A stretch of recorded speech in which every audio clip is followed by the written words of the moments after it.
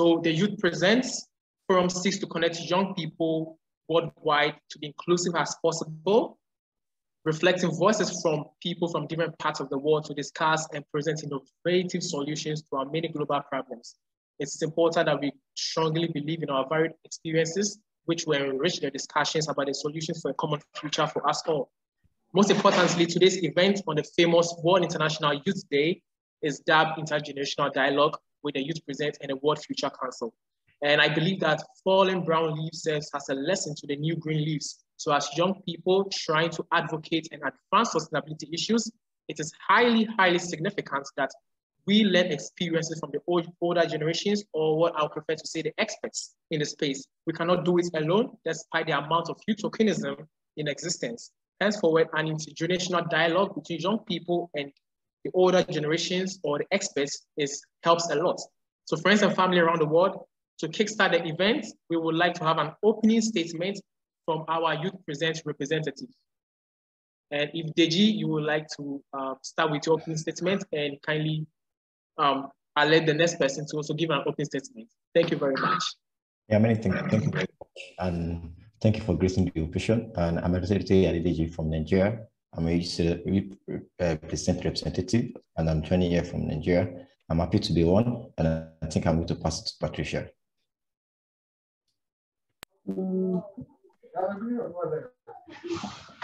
Hello, everyone. My name is Patricia Kombo. I'm 26 years old from Kenya, and I'm a youth present representative working on sustainable land use practices and promoting climate change and climate education. Thank you very much. I'd like to pass it to the next person, Candy. Thank you. My name is Marie-Claire. I'm from Switzerland. I'm 26 years old as well. And I'm a climate justice advocate and an intergenerational, and I fight for intergenerational leadership, especially in decision making. And I'm going to hand over to Hassan. Thank you so much. Hello guys, my name is Hassan Koki from Kenya. I'm 24 years old, and it's an honor to be here, serving as the Youth Present representative, as the EcoMinds Director in DHFRC. DHFRC is an organization, a community-based organization based in Kenya, where we deal in mental health in relation to climate change. Thank you. I pass on to Anissa. Yeah, thank you. Hello guys, my name is Anissa Hatni. I'm from Indonesia. I'm a housing and settlement researcher and architectural lecturer that focuses on sustainability development and climate change. I'm 26 years old, and yeah, I think that's already. So I'm the moderator, and I'm also a youth representative from Ghana, West Africa. And I work broadly in the area of climate adaptation and sustainable finance.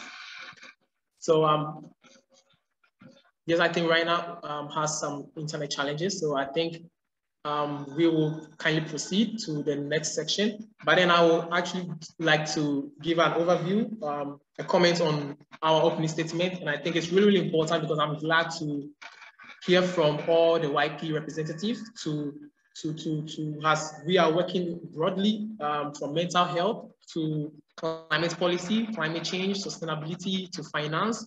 And we have other people into environmental, land heroes and all that. So it's really, really important that I'm really glad that we have young people who are not so much focused only on SDG 13, but from SDG 1 to 17. And this talks about advancing sustainable development. And to our next section, which will be our enlightening moment with one of our counselors, which is Ikashen Basu, who is one of the youngest counselor of the World Future Council. And she's a very active in the Foundation Peace and Disarmament Commission. She also supports intergenerational dialogues in our youth forum. Most importantly, I think she is the founder or the co-president of Green Hope Foundation, a United Nations human rights champion, and the winner of the 2016 International Children's Peace Prize. Could you please introduce yourself to us and what really triggers your engagement? Higashan, thank you very much. Great. Thank you so much. And hello, everyone. I am delighted to be here today with all of you. And for me, today is very special International Youth Day because it's my organization, Green Hope Foundation's 10th birthday. So we have literally had a decade of action of working to change the world, helping people on the planet and change the world for the better. Now, it's also very special because my association with World Future Council began just a year before I started Green Hope Foundation, almost 11 years ago in Abu Dhabi, the capital of UAE, when I, as an 11-year-old, spoke at their annual general meeting, sharing my work on environmental advocacy as a child, as a representative of both someone who's in the present generation, but also part of the future generation. And it was just wonderful, actually, to see how there was not even a tiny bit of, a condescending attitude, because all of these adults in the room, they marveled with genuine warmth at the impact that a young child like me could have on a society that was so cynical to climate change, biodiversity loss, and the consequent human suffering. So it's really this deep empathy for my work from the counselors that motivated me to accept their invitation to the council as first a youth ambassador, and here I am today, now as their youngest counselor with my vehicle of change, Green Hope Foundation, which has also evolved into a global social innovation enterprise impacting people and communities, over 300,000 people and communities in 26 countries. So back when I had started, climate activism was hardly a popular topic, and it was definitely not inclusive of youth.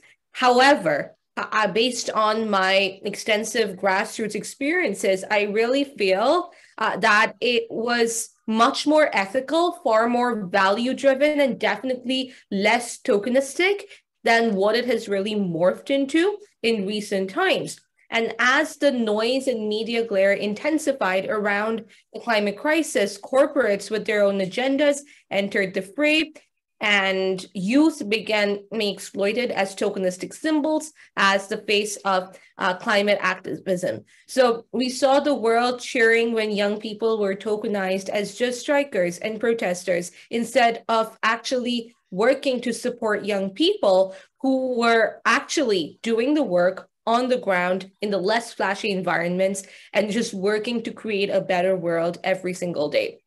So again, as someone who's worked for more than a decade in communities that have been ravaged by climate change, biodiversity loss, and consequent social injustices, I'm really appalled at how the Western world and its well-meaning donors look upon these impacted people as just hapless victims, glorifying their pain and suffering to attract funding, much of which actually doesn't reach the people most affected. So one forgets that these people also have dignity. And while we work amongst them to build resilience, it's absolutely unethical to pity them.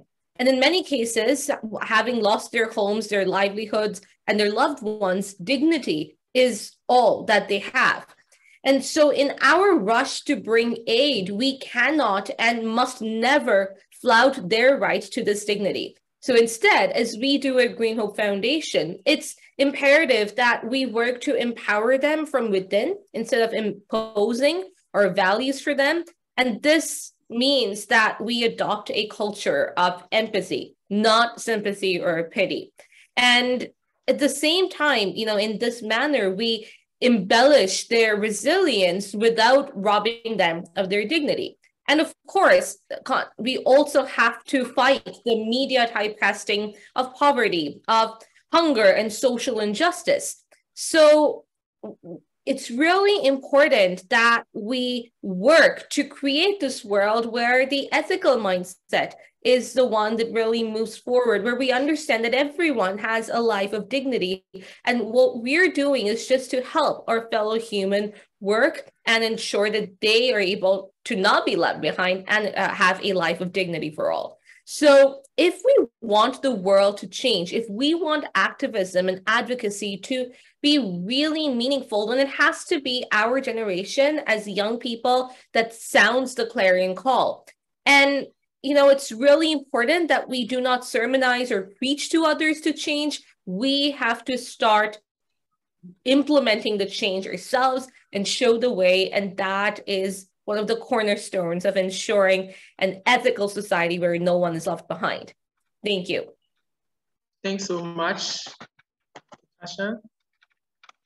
So to give a fair comment on your submissions, Kekashan was actually giving us an overview or her thoughts on intergenerational equity and her plans on changing the narrative. And I think something I've learned from your submissions was we starting to implement that change and not to preach that change to the forthcoming generation, because we actually the generation that we need to start a change. The older generation, definitely, yes, they are doing their best, but not enough.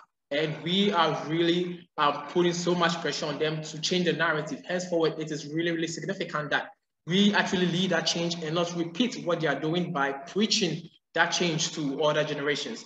And I think there are lots of notes or thoughts that you could also have from her submissions. Ethical mindset, and she started environmental activism at 11 years old, and I think that's really inspirational. Moving forward, I would like to introduce the SHARE initiative by the Youth Presents, a representative. So what we actually see is how are we changing the narrative of activism? How are we changing the narrative of advocacy? So we brought together what is known as the SHARE initiative, SHRE, which simply stands for sustainability, humanify, anti-patriarchal, resilience, and environment. Sustainability, which has the three pillars of sustainability: economic perspective, the social perspective, and environmental perspective. Humanify, to put human at the center of it all, to invest in human, because at the end of the day, it's we need to lead a change. So there is a need to invest in the capacity of human, of people, of children, of young people. And also, to Kekashan, before you leave, this is a question for you. What are your thoughts on intergenerational equity? Because definitely, yes, we need to lead a change as young people. And I think that is really key. We need to lead a change and not to preach a change to the unforeseen generation. But then we have experts, we have older generation who are also in the space advancing climate activism, but we as the younger generation are actually putting them on track. So what are your thoughts? Do we do it alone, or do we involve them in the race? Yeah, thank you for that question. And my answer is always going to be that we involve all of our generations. And for me personally, and with my work at Green Hope Foundation, we have always understood that intergenerational equity, intergenerational solidarity is absolutely crucial if we're to achieve any kind of success. And the first example that I gave of me entering World Future Council, that was an prime example of intergenerational equity, because you had all of these adults who were so accepting of a young person working to bring about change. And from my side, it was me learning from their experiences as well, and to work to create a better world for all. So I believe that we cannot demonize an entire generation because, you know, for sure, there are people in our generation as well who are not doing great things, but that's not what we want to be known for, right? We want to be known for our advocacy, for our work. And there are people in our previous generations and our old generations who have worked tirelessly to bring about change. And that allows us as young people now to really take forward that work. So in that case, intergenerational equity for us really means that involving every single person, regardless of their age, where they're not discriminated, against due to their age. And really, we just work together, learn from one another so that we're able to share best practices, knowledge, wisdom, experiences, and just go from there. Of course, we'll have differing viewpoints because that is just how people work. No, we're not clones of one another, but that is all right because we're united in our diversity.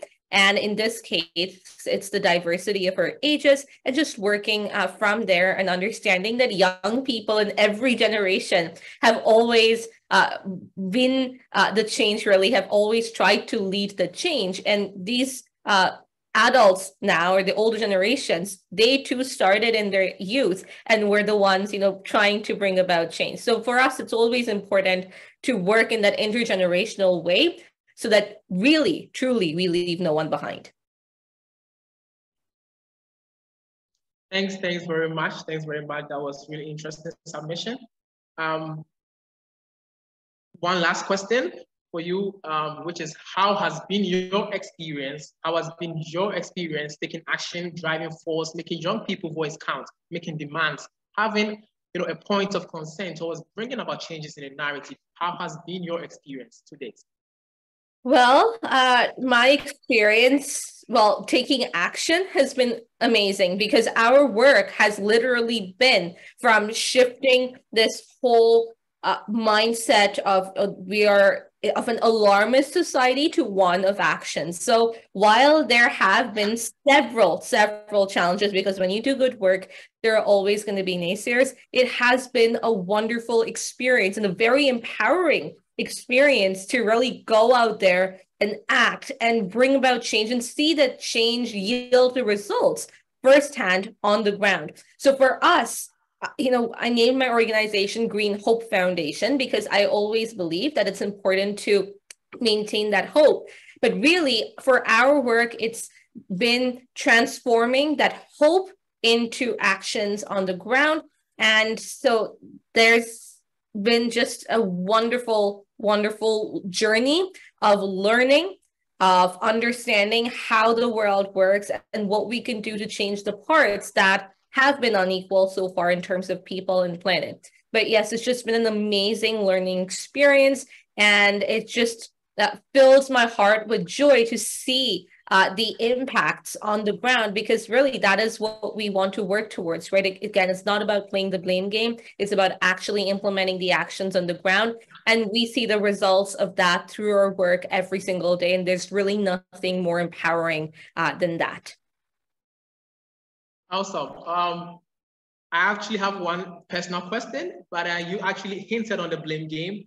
But before I ask my question, if the audience, if you have any questions to ask, then kindly raise your hand or type your question in the chat box. Our co-host as panelists will actually read it out for her to give you her thoughts or her perspective on your questions. So back to my personal question about the blame game.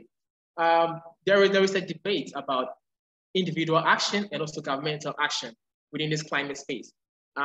Sometimes people also believe that governments cut across everything. You cannot advance certain action without the involvement of government. There are others who believe that the government they are actually slow, painfully slow with regards to driving innovation and accelerating the SDGs. So we have the private sector or individual advocates trying to be innovative, trying to make things to advance the SDGs or climate action. So where do you stand? Do you believe that individual action, or you believe that it's governmental action to drive more of this challenge of climate crisis and sustainability? Yeah, so for me, I've always been a very, very strong proponent of understanding the importance of individual action, because I really believe in every drop makes an ocean, and that every single one of us can do something in their own spheres of influence to bring about change. That being said, actually, it's individuals that really cut across all of these sectors, because the government and private sector, they're not made up of aliens. They're made up of human beings, of individuals who, with the learnings that they as individuals get, can affect change in the institutions that they're a part of. So it's never about either individual action or government action or private sector action. It's all together. Everything needs to be done together. And the reason I am such a strong proponent of individual action is because these individuals are also part of the private sector, of the government, of civil society, and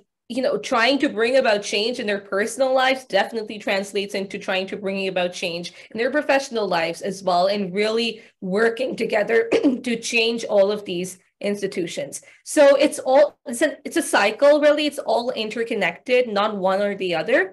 But we mustn't discount individual action just because people think that it's not enough. There's a lot that can be done, and sometimes we forget how powerful even a tiny action in your community can be, even if it's just for the benefit of that community to help improve lives and livelihoods and the state of the planet. Definitely works. And if we translate that individual action into collective action, with everyone working together across stakeholders, then we have the solution, and then we have the action and the impact. So it starts with the individual action and moves on to working with all of the other institutions, and they all must work together. Fantastic. Thank you very much for your perspective on individual action and governmental action. I would like to say a very big thank you for giving us your thoughts on this. Moving forward, we would like to move forward to the next section, which I've already shared the share initiative by the YP representatives. So we'll move forward to a roundtable discussion where we have Marie-Claire, Anissa Hassan, and Patricia Kombo as youth present representatives who actually share their experience and struggle, their success on advocacy and activism. And they are experts in the climate space. They've really done a lot in the climate space. So it will be very, very significant to hear from them. Marie-Claire, Anissa Hassan, Patricia Kombo, let's hear from you. Hi, if you are available. Hello. Hello. Yeah. Okay, I think I will go first. As I said earlier, for those who have joined later, my name is Patricia Kombo. I'm from Kenya, and I'm a youth present representative and also a United Nations Convention to Combat Desertification land hero. My work revolves on land matters, land restoration, combating drought and desertification, and I'm working with communities, training them on sustainable land use practices, training young children on environmental matters, and we are carrying a lot of projects on kitchen gardens and also growing trees, both fruit trees and indigenous trees. And today, as we celebrate this day, I would like to share my work. Having worked with communities for three years now, since 2019, one thing that I've learned is that every generation, every age bracket have a solution to the crisis that we are facing. Because my work with communities, one thing I've learned, that the older generation, they have the indigenous knowledge. Some of the knowledge when it comes to land matters that we do not know as young people. So we've been able to learn some of the traditional indigenous practices on land restoration, traditional and indigenous foods that have now become extinct. But on the other side, because of the technological advancement in the changes in the system, young people are coming in handy to share the innovations, to share the skills, to upgrade some of the practices to ensure even the local farmer at the deepest part, or rather the farthest part, they're able to now integrate innovation in their work to ensure they improve on their food systems, they improve on nutrition. And again, today I would like to say, in my community, land is a precious commodity because I work on land-related issues. And to us young people, land is the only thing we inherit from the older generation. They pass the land to us. And in some cases, you find in some scenarios where the land has not been taken good care of, young people are inheriting degraded landscapes. You find you've inherited an acre of land, but it's not productive. But what we are doing, we are collaborating with the older generation and the young generation showing them the importance of land, that land is life, land is all we need, so that we ensure the transition and inheritance of land, we do not lose the value and productivity of land, so that even as the older generation give young people the land, the young people are able now to internalize and use the land meaningfully. And also they are not only just inheriting land, but they're inheriting a land that they know how to use good use of it to ensure they produce healthy and nutritious food. And through this, I've known the value of people giving solutions. So far, we are working with students. In schools, we've established 15 environmental clubs. And the reason why we are working on these environmental clubs is because we do not want a future generation that will inherit a land, or rather a scenario whereby future generation will have no clue of what environmental action is, environmental conservation, what is, how to mitigate, how to adapt.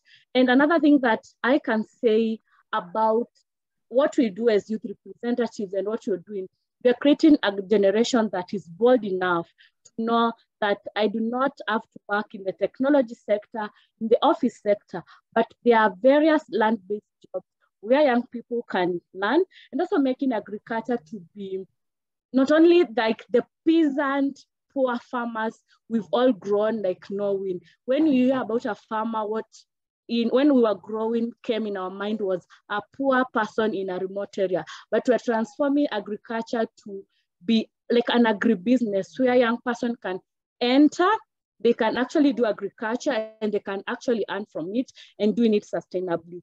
So I think because of the time, that is what we're doing. And today, as we celebrate this day, there is need for stronger collaboration, because without inheriting the indigenous knowledge, without inheriting the indigenous traditional and the older knowledge that the older generation has, and without we young people now coming in space to give them innovations, to give them suggestions, to stand boldly to defend for the rights, to stand boldly to to ask for climate action from Western countries, there will be a disconnect.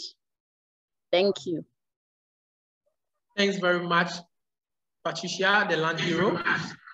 We would like to move on to the next representative, which will be Marie-Claire Graf from Switzerland.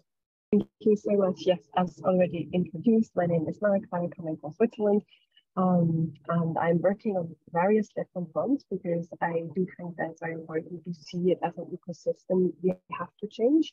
Because I do not believe that if we only work on, for example, climate, that we actually can really make a substantive change. Because as already mentioned by Patricia, there is so much, for example, when it comes to land use, agriculture, or forestry, which plays a role. Like that's why I have quite a diverse portfolio. But what I would really like to highlight, what I'm currently working on a lot, is is an initiative supporting young people in an intergenerational way to make decisions to climate initiative program.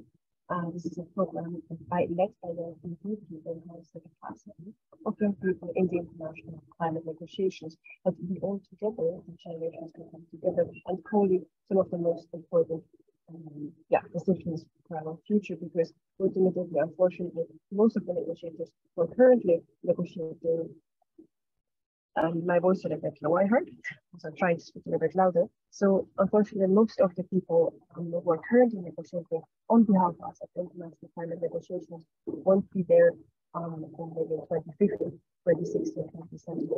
That's why it's very important that the people like us are also there. The climate negotiative program is empowering young people to very specialized capacity building programs, where the young negotiators can co-lead some of these negotiations together with their counterparts from other generations. But of course, not only this is very important, it's also very crucial that we have young people who are part of the process, and that young people working on the front lines. That's also why I think it's very crucial that we're looking at it as an ecosystem. We have I hope that's right. Voice has been heard, otherwise I'm trying to be like this. That we can co-lead some of these most important negotiations. But for this, again, young people need the capacity. They also need the community, because it can be very frustrating to some of these negotiations. Additionally, I think it's very important to also talk about the logistical barriers young people are facing when it comes, for example, to visa, when it comes to funding to attend such conferences. So the Climate Youth Negotiator program is really trying to look at it from a holistic perspective to support young people with the capacity they need, with the funding they need, with the advocacy they need, with the mindset shift they need, and as well giving them a community. This is something I would like to highlight here as well as we talk about intergenerational solidarity and intergenerational justice, also together with the World Future Council. And also, as Kapishan mentioned before, it's really, really crucial that we're bringing these kind of different generations and their strengths together, that we can co-lead for a better future. And I'm very sorry that my audio didn't week. I don't know exactly why. That's why I also would like to hand over and try to fix my audio. Thanks so much, Marie-Claire. We'll be glad if the next youth present representative goes to Hassan Koki. Would you like to take?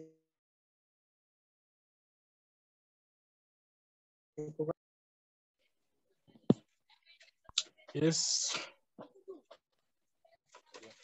You can see me. Well, as I said earlier before, I'm Hassan Koki from Kenya, and I majorly deal in matters mental health in relation to climate change. Well, my organization, the organization that I serve in, the FHRC, we usually have activities that are community-based activities. These some are in school, some are in the community. So we have the Juu Iko Sawa Mtaani, which is an initiative that we came up with to bring about the community members, and they come and share their experiences so that some of the things that are affecting them in terms of their mental well-being. Juu Iko Sawa Shuleni is also another initiative that we came up with, where we mapped out the institutions, the key institutions in the area, the schools in the area, where we go every other Friday to talk to them, and they share to us some of their experiences and some of the solutions that they think we or they should come up with to combat their mental, what should I say? Okay, to bring about their good mental well-being. So I also have served as the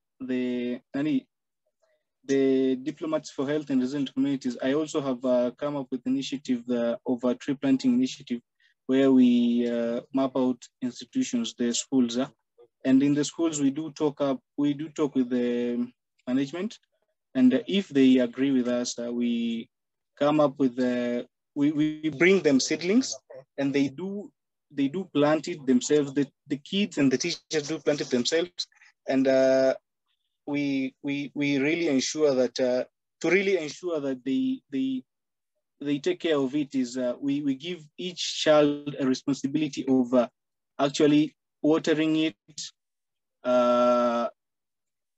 making sure that it doesn't die. Yeah, thank you. Because of time, I'd like to introduce the next speaker.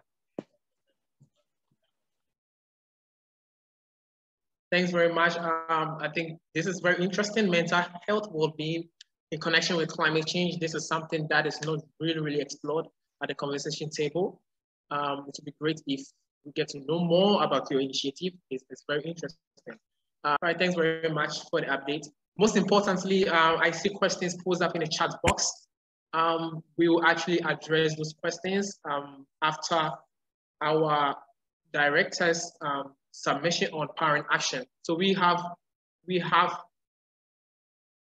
a question and answer section, and we will be glad to address all the questions during the question and answer section. Thank you very much.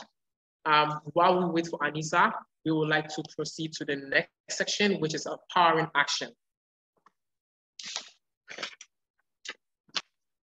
And with the parent action, we have the Senior Program Manager of the Rights of Children and Youth at the World Future Council, which is Samia. She has several experience in working for children's rights and advocacy work. She's a member of the board of German National Coalition, Network for the Implementation of the UN Convention on the Rights of Child, and is a member of the Advisory Council of the MA Studies in Childhood and Children's Rights at Potsdam, University of Applied Science. And most importantly, which I'm proud of, she's our coordinator of Youth Present representative. So, let's welcome the inimitable and estimable Samia to give us a powering action. Thank you. Dear Jeffrey, thank you so much for this wonderful introduction. I'm really very happy and also honored to be part of this inspiring webinar and really to see what you have created. It's really great. I just would like to say some words about why, some background information, why we have launched Youth Present. I mean, you have already said this in your introduction, but I will just reiterate it a little bit because I think it's still very important, as you said, what does participation mean? What does meaningful participation mean? And as you may know, it is a fundamental right for children and young people. It has been enshrined in the UN Convention on the Rights of the Child since 1989. Now we have 33 years later, and we still have this problem that the participation of children and young people is not really, it's not really increasing. And the convention is the only convention that has been signed by all UN members and ratified by all countries, apart from one country. So that means also countries have the obligation to implement and to speed up mechanisms to increase the participation of young people, to listen to them, and to give them the floor to be part of the decisions that are taken and that really concerns them. And I mean, now we really know how important that it is, and that decisions are still being made without reflecting their outcomes on the lives of young people and younger generations and future generations. So as you already have said, when you have introduced the word Future Council, we work to pass on a healthy and sustainable planet with just and peaceful society to our children and grandchildren. And at our annual general meeting in 2019, our council recognized that there is really an increase and urgent need for youth participation globally and within the council, and recommended to change it. And so this is, let's say, the birth date of Youth Present that we have launched during the UN 75 anniversary year in October 2020. And some of you have been already part of it, Kekashan, Marie-Claire, Patricia, so it's great to see you again here. Yes, so as our Councillor Kekashan said before, to ensure that no one is left behind, youth must be even more actively consulted and their views more generally regarded in decision-making processes. So promoting youth participation globally and amplify the voices of youth remains the only way to secure our planet for future generations and remedy the injustice faced by present generation, and to design the future, the world, and also the UN we want and we need. And maybe just to close, we really look very much forward to welcome more representatives from all over the world, addressing a wide range of themes and topics, from climate crisis to social injustice, decent green jobs, to political and civil participations and more. I'm really impressed by the work you're already doing. And also, addressing mental health is so important, especially also after this COVID-19 pandemic. So keep on, and thank you very much. Maybe just at the end, I just would like to pass on to my wonderful colleague, Anna, who will give you some more information on how you might join Youth Present if you are interested in. And I very much look forward to get more known of you and hopefully to see you sometimes in present. Thank you very much. Thank you very much, Samia. Hello, everyone. Also from my side, I'm Anna, and I'm the Media and Communication Manager from the World Future Council. And I'm also supporting Samia and the Youth Present representatives with the Youth Forum. So yeah, as Samia said, we are always happy to receive new applications from all around the world. And for this, we created a survey where we just ask you a couple of questions regarding your motivation to join our youth forum, what you're currently working on, what are your interests, how much time you would like to dedicate to working with us. And the survey can also be found on our website, and I will also post the link in the chat in a second. And then, as I said, we also have a Youth Present website where we share all news regarding our work, also where we present our representatives with their bios and what they're currently working on.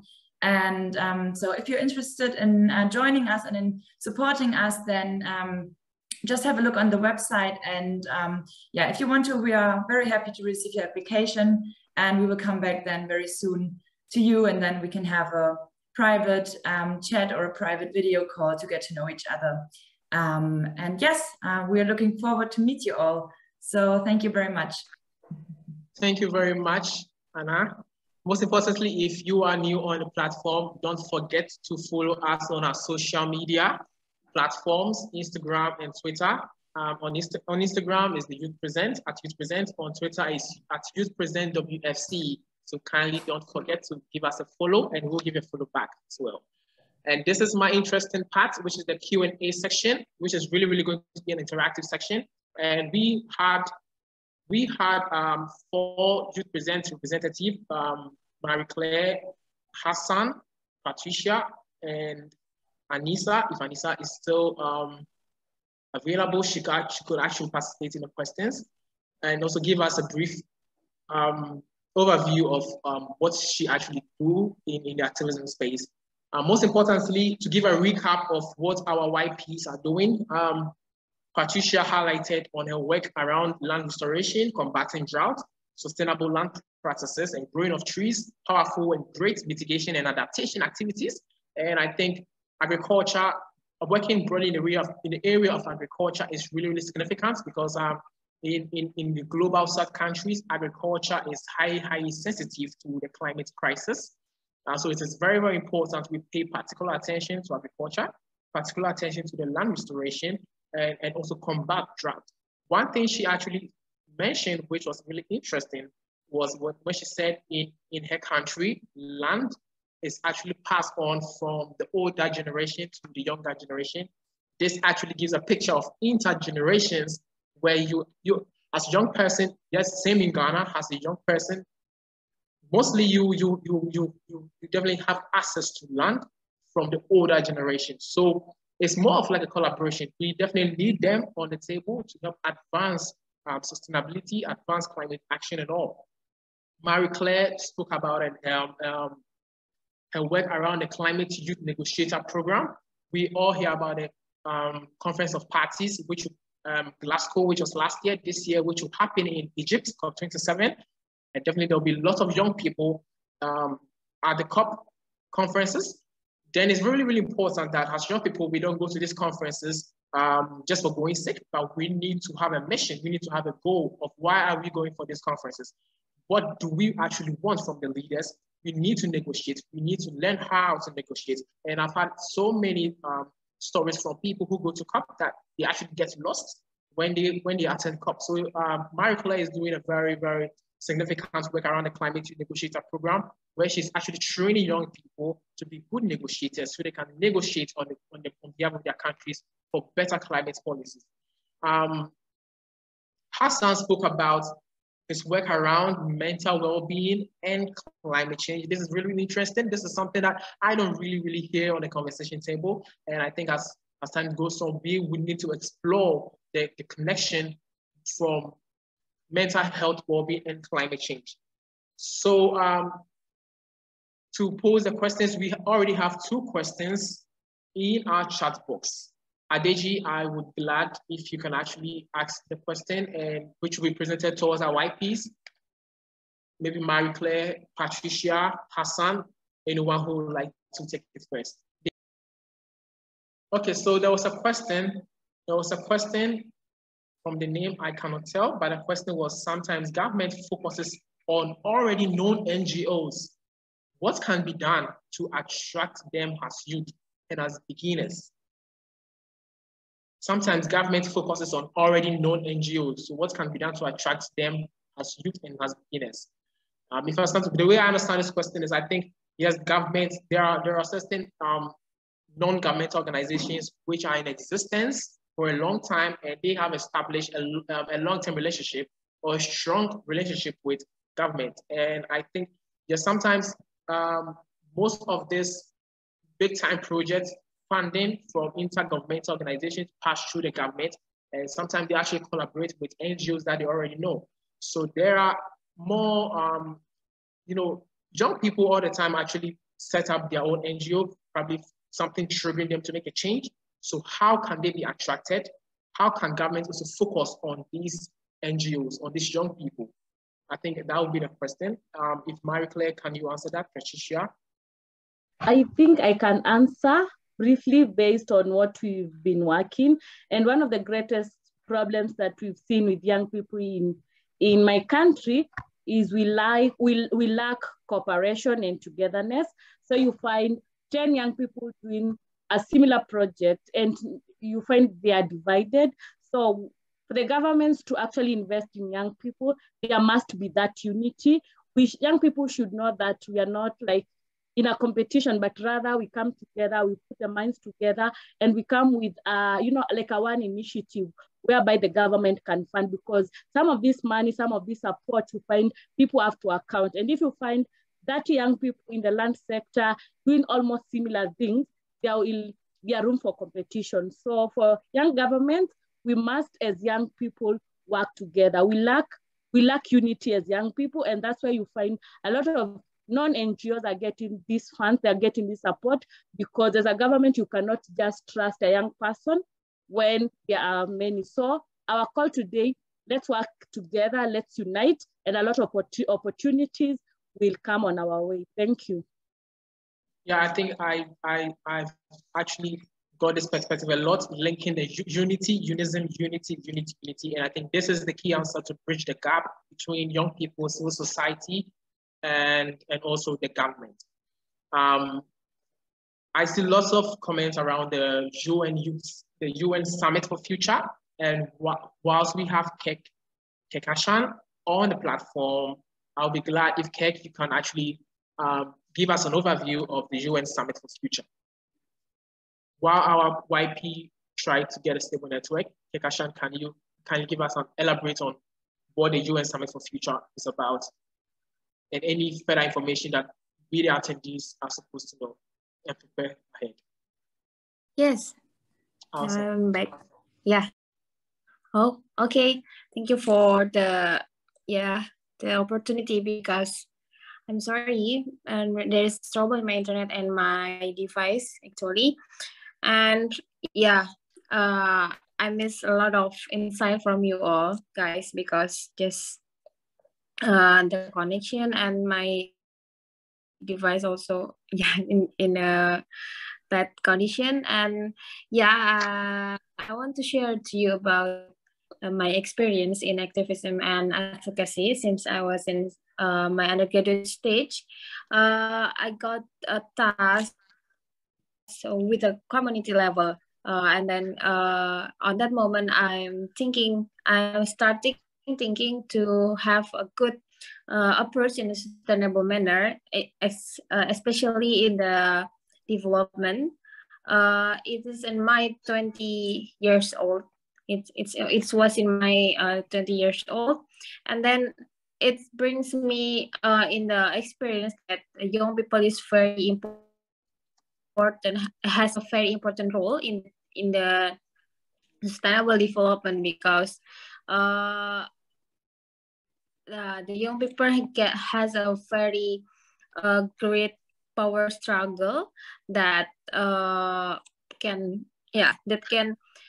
bridging the historical experience from other expert, or maybe from community in the community level, and also has a more insight to get a better future. So we are the bridging.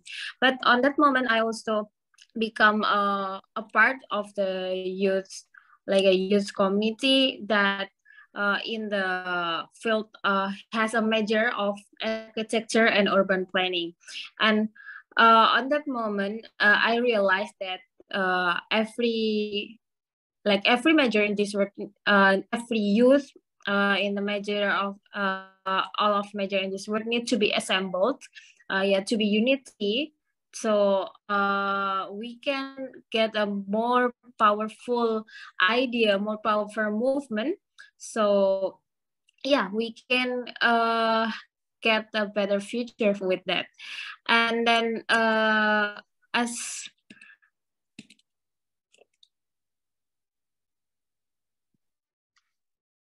hello, yeah, yes, we can hear you. Okay. I'm sorry.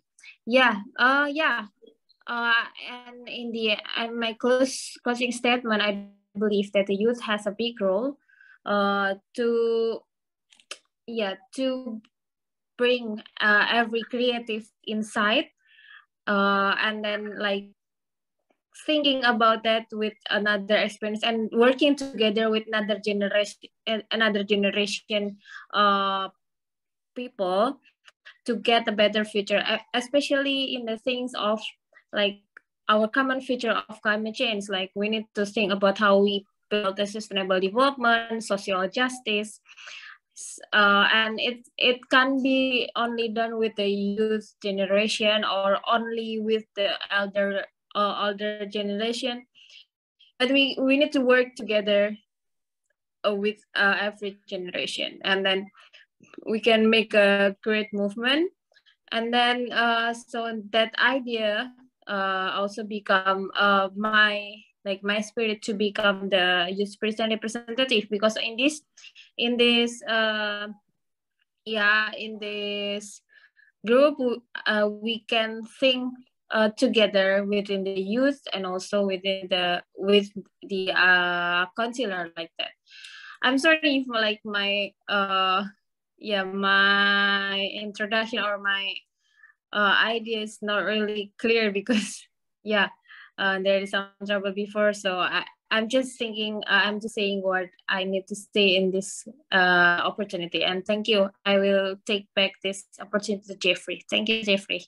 Thank you very much, Anissa. Hey, I'm about to ask a question, but before that, thanks very much, Anissa, for your submission. And I think it's really, really important. We get to learn about, get to hear the stories from each other, what is really, really happening. With Marie-Claire, I work closely with Marie-Claire from the Sustainability Week project, where she is the co-founder of Sustainability Week International, where I'm actually leading the Sustainability Week project in Ghana. And yes, I get to have a lot of dialogues with her, and I know she sometimes faces certain, hurdles and challenges within the climate advocacy space. But yes, I would like to hear from Patricia, because then you really do a lot in terms of agriculture and land restoration and all that. And speaking of agriculture, from my experience in Ghana, yes, the leaders really talk about, agriculture, which can really position the face of Africa, and young people really need to go into agriculture. But unfortunately, we don't really see that, in the reality. Most importantly, we have lost the indigenous people you spoke about, who really are into the farming.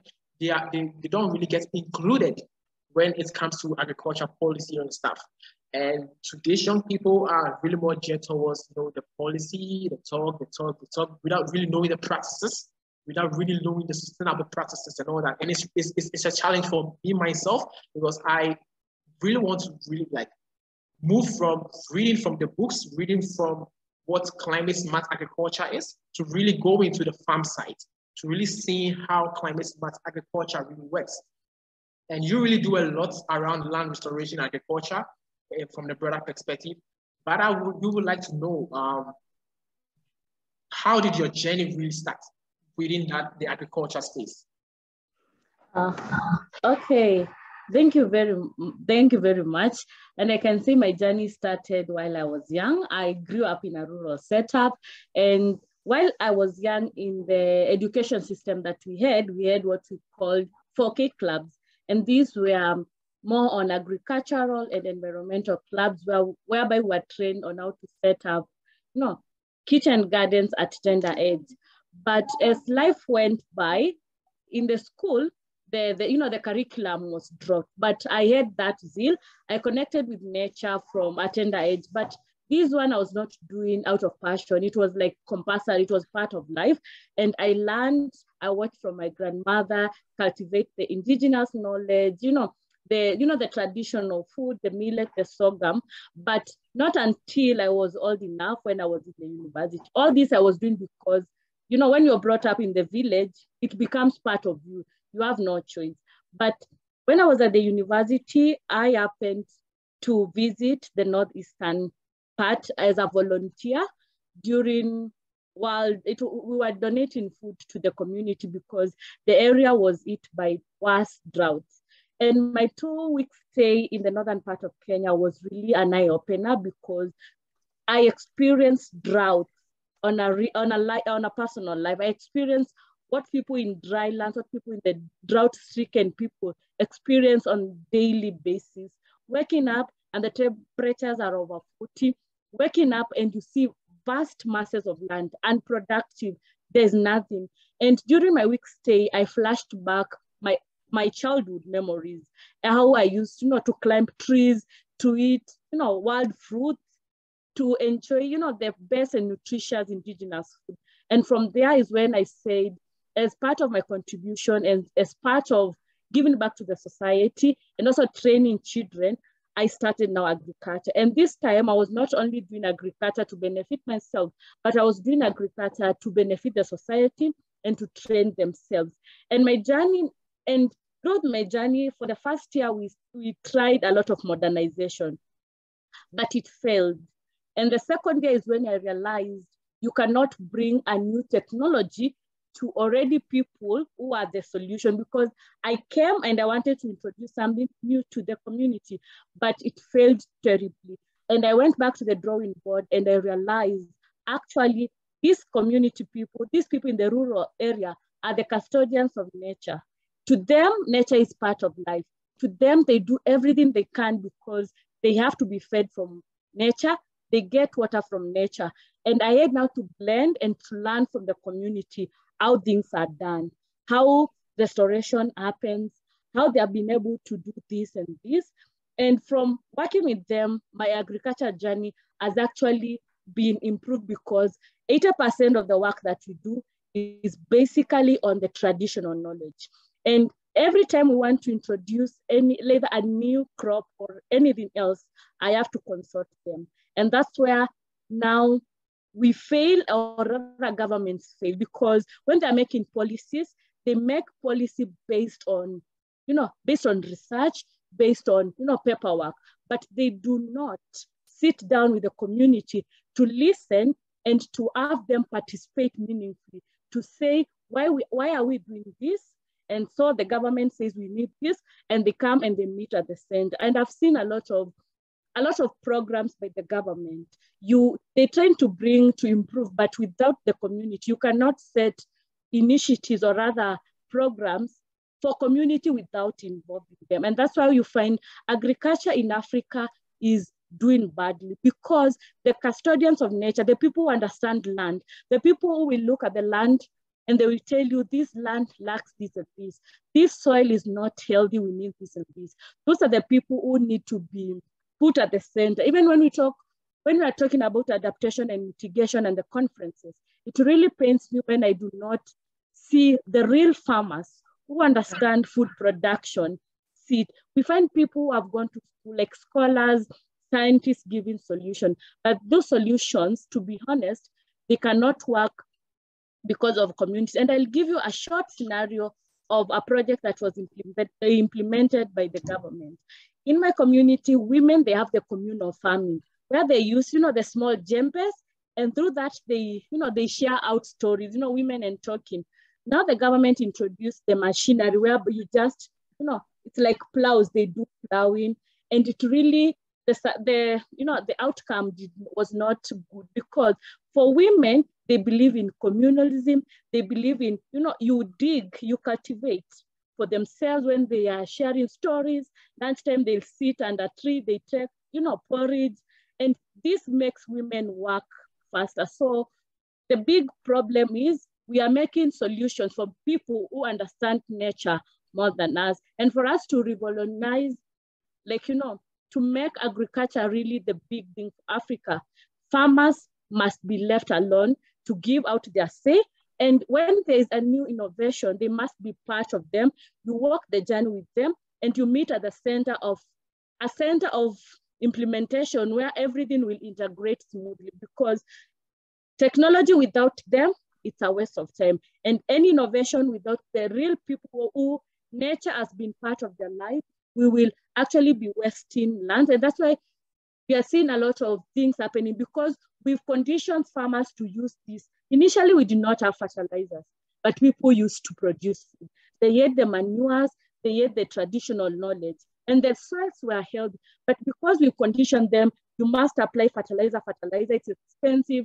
The soil pH is every day going high. The soils are becoming more acidic, and the productivity is going low. So farmers should be given their space to express and to meaningfully engage. Thank you. Yeah, thanks very much. And I think one of the key things that she highlighted, and which is really on the conversation table, is the need to involve, you know, the community. They need to involve farmers in developing strategies and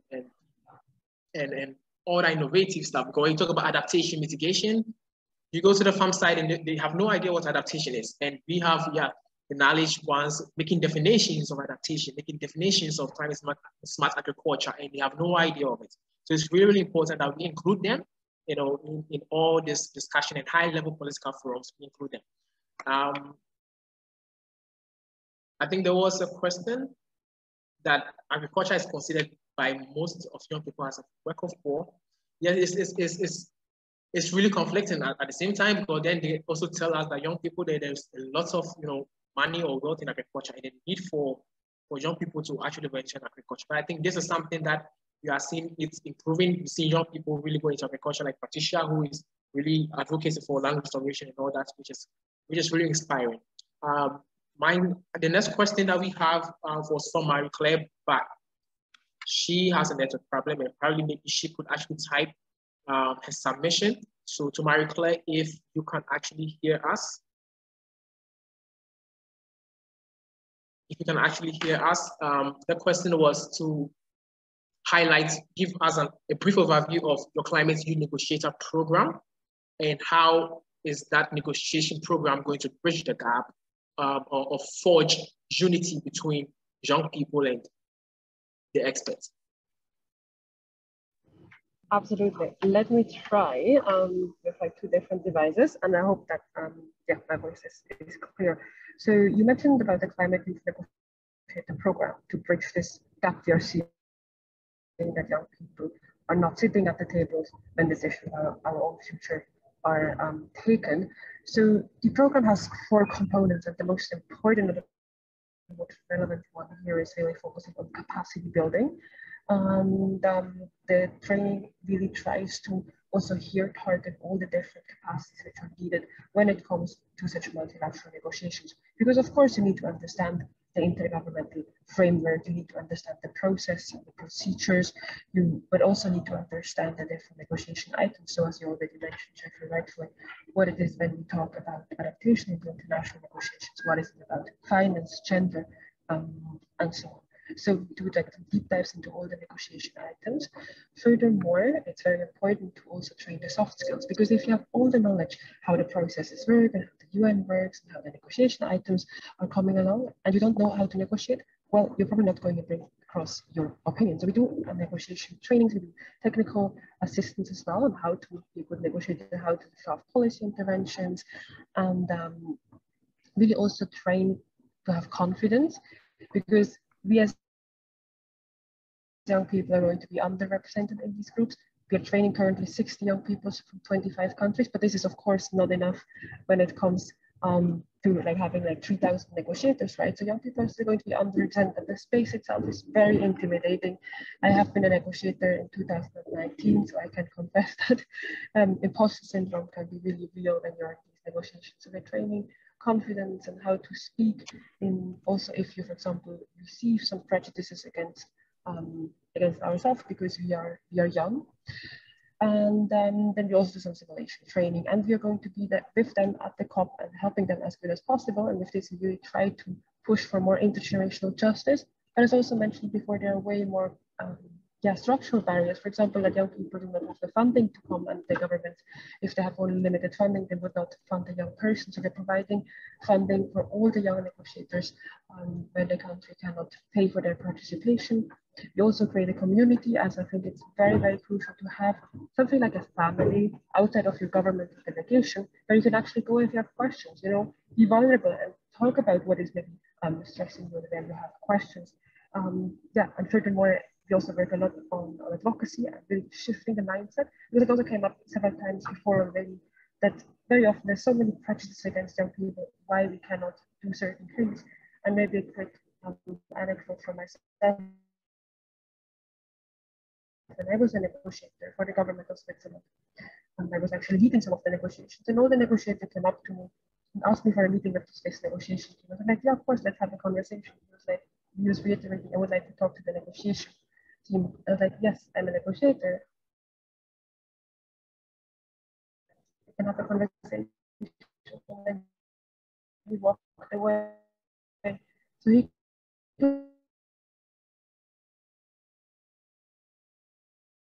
really couldn't understand that a young female can actually sit changed in order to work across generations together to support governments believe that both generations or all the time. Ultimately, we really hope that it can show with the COP26 on how the Paris Agreement needs to be implemented and what to action on the ground. And I really hope that the next 30 years that we could do all of it. Thank you very much, Marie-Claire. It will be really important if you actually get to know more about the Climate Youth Negotiator Program. And if you're a young person, on the platform and looking forward to jump on the COP and also the SBs in Bonn, then I think it's highly, highly significant if you get introduced to the Climate Youth Negotiator Program. Is Hassan available? Hello, Hassan. Thank you. There's one question, and I would like you as a YP rep to address that question. And this question is from Nova, from Philippines, and he's a member of UNGO. And he says, what are some of the tips and strategies we can use to sustain, the grassroots engagement? And I think to elaborate more on the question it talks about this intergenerational dialogue, how to involve the community, how do we involve the community, like, this sort of unity, how do we sustain them? What are your thoughts and perspective on that? Well, the community is a key player in each and every initiative or each and everything that you do, because without the community, you cannot do it. So, we can involve the community, one, by actually giving them the opportunity to do some of the initiatives that we come up with. Let's say if you work, you work in the climate change sector, you want to plant trees in let's say an area. You actually invite them to the tree planting session. You make them feel that they are part of the process. You just don't come up with an initiative and run it without involving the community. Then that's how you'll get in touch with the community. That is called insertion. Yeah. All right, thanks very much. Yeah, so involving the community, maintaining the grassroots is really, really important. And this is even part of the SHARE initiative, where the H stands for humanified, to put human at the center. People really matter, and it's really, really important that whatever we do, we put human at the forefront of it. And bringing up projects, bringing up anything, you need people to do it. So involving community really, really helps a lot to advance sustainability, to drive actions.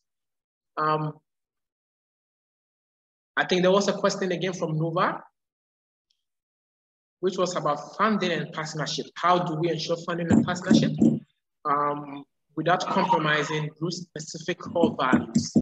I would like to bring the webinar to a closing. And there are 7 key takeaways that I had, and it's going to be part and parcel of me. And I think if you actually learn something inspirational from this webinar, you can actually put them in the chat box. If there are 3 things that you really learned from all the submissions that our YPs, our director, our youngest counselor, Kekashan, actually made, you can actually put them in the chat box. For me, one was from Kekashan, which was saying that we shouldn't be preaching the change to the unforeseen generation. We should actually implement the change. And I think this is really, really powerful statement. And the second thing was the need to involve the community. The need to involve the community in everything we do with it. The need to involve people in everything we do with it. Henceforward, to end the session, I would kindly like to pass the baton to my brother Deji, who is also a youth present representative, to give us the closing remarks.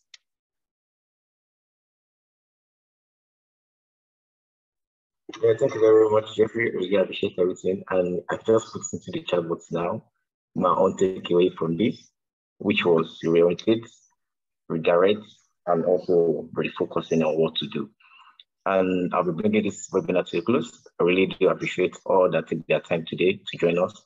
I also appreciate all that celebrate the International Day also with us today. I also believe that, and I also share like awareness and understanding can bring us to climate neutrality. We need to make sure that we are capturing all those best practices in which have been mentioned today, the lessons learned and innovation from all that was made mentioned also today. We also need to bring and build also necessary institutional mechanisms to incorporate this learning into processes and to make them better, or more youth-tailored and more youth-driven.